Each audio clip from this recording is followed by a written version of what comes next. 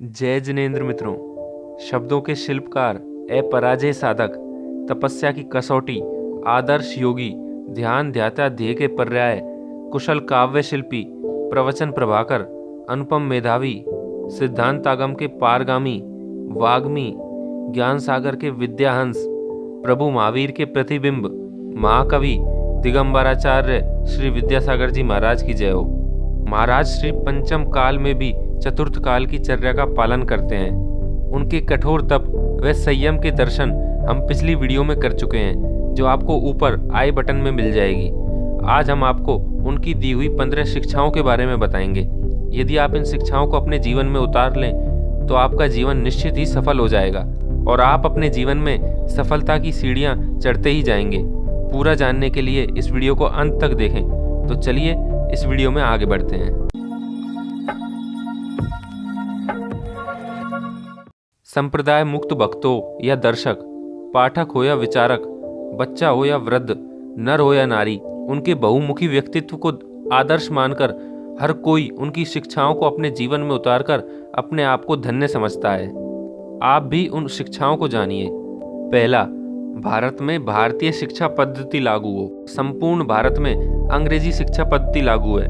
यह अंग्रेजों द्वारा चलाई गई थी और आज भी भारत में विद्यार्थीगण इसी पद्धति से पढ़ रहे हैं। इस पद्धति से विद्यार्थी पढ़कर काम पा सकता है, लेकिन एक आदर्श व्यक्ति आदर्श नागरिक नहीं बन सकता। इसलिए भारत में भारतीय शिक्षा पद्धति ही लागू होनी चाहिए। दूसरा, अंग्रेजी नहीं भारतीय भाषाओं में हो व्यवहार। आज के समय में स्कूल, दफ्तर, कोर्ट कचहरी सभी जगह अंग्रेजी में व्यवहार होता है, जबकि यह आम जन की भाषा नहीं है। आज देश में कुछ ही प्रतिशत लोग हैं जो अंग्रेजी सहज रूप से बोलते हैं, बाकी बोल नहीं पाते या समझ नहीं पाते और बहुत तो पढ़ भी नहीं पाते। तो ऐसी भाषा को फिर प्रयोग में लेना ही क्यों? इसलिए भारतीय भाषाओं में ही व्यवहार होना चाहिए। तीसरा, हमारे देश का नाम विदेशी गुलामी का प्रतीक इंडिया नहीं, गौरव का प्रतीक भारत होना चाहिए। एक बार आचार्य श्री प्रवचन दे रहे थे। किसी आदमी ने खड़े होकर पूछा कि महाराज श्री इंडिया। महाराज श्री ने उसी समय टोक कर कहा कि जो भी प्रश्न हो, अपने प्रश्न में सदैव इंडिया नहीं भारत का इस्तेमाल करो, क्योंकि इंडिया विदेशी गुलाम का प्रतीक है, जबकि भारत नाम हमारे गौरव का प्रतीक है। चौथा, नौकरी नहीं व्यवसाय करो। महाराज श्री कहते हैं कि व्यक्ति को नौकरी नहीं व्यवसाय करना चाहिए, क्योंकि नौकरी में आदमी स्वयं रोजगार पाता है, जबकि व्यवसाय में आदमी कई लोगों को रोजगार देता है। इसके साथ ही पहले के जमाने में लोग नौकरी नहीं किया करते थे, सिर्फ व्यवसाय ही किया करते थे। चिकित्सा व्यवसाय नहीं सेवा है। आजकल कई सारे डॉक्टर्स चिकित्सा और हॉस्पिटल को व्यवसाय समझ बैठे हैं। वे गरीब और बीमार लोगों से कई सारे पैसे लूटते हैं, जबकि ऐसा नहीं करना चाहिए।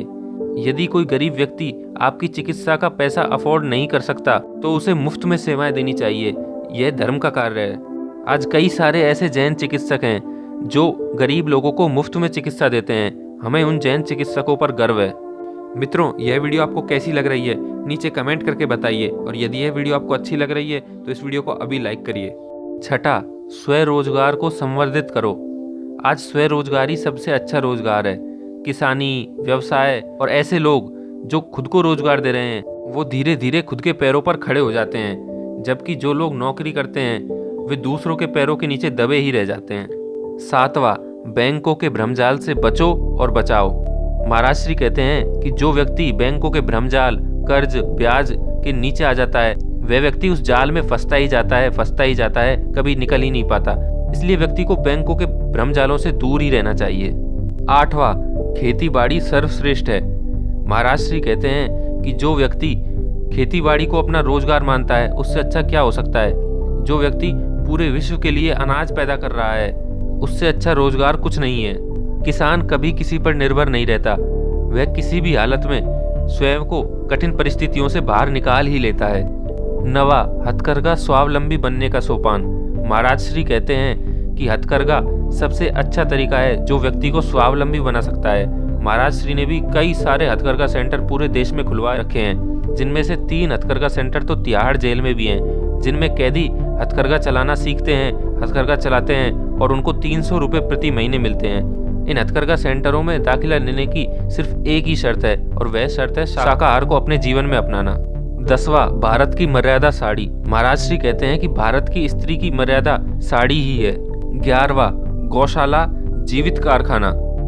गायों को संरक्षण देना हमारा कर्तव्य है, हमें इसे हमारा कर्तव्य समझना चाहिए। जितनी हो सके उतनी गौशालाएं खुलवानी चाहिए और गौशालाओं में दान देना चाहिए। 12वां, मांस निर्यात भारत पर कलंक। आज हमारा देश भारत संपूर्ण विश्व में मांस का निर्यात करता है। महाराज श्री कहते हैं कि यह बात हमारे देश पर ही कलंक है। वह भारत देश जो गाय को मां मानता है, गांवों में भैंस बकरी को परिवार का हिस्सा माना जाता है, और वह देश विश्व भर में मांस का निर्यात करता है। कितनी बुरी बात है। सरकार को मांस का निर्यात व आयात संपूर्ण रूप से बंद कर देना चाहिए। 13वां, 100% मतदान। हमारा देश भारत लोकतांत्रिक देश है। हमारे देश में लोगों द्वारा सरकार बनाई जाती है, लेकिन फिर भी कुछ लोग मतदान नहीं कर पाते। महाराज श्री कहते हैं कि मतदान में पूरे देश की बराबर भागीदारी होनी चाहिए ताकि हम 100% मतदान के आंकड़े को छू सकें। 14वां, भारतीय प्रतिभाओं का निर्यात रोका जाए।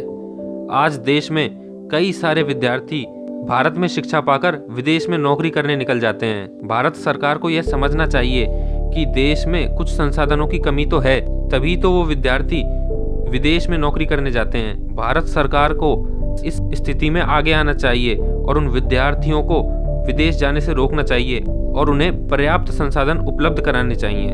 और 15वां व अंतिम, छात्र छात्राओं की शिक्षा पृथक होनी चाहिए। महाराज श्री कहते हैं कि स्कूलों में, कॉलेजों में छात्र व छात्राओं की शिक्षा अलग अलग करानी चाहिए। मित्रों, आपको यह वीडियो कैसी लगी नीचे कमेंट करके बताइए, और यदि यह वीडियो आपको अच्छी लगी तो इस वीडियो को लाइक करके अपने जैन मित्रों के साथ शेयर करें और मेरे चैनल तुषार जैन को सब्सक्राइब करें। धन्यवाद।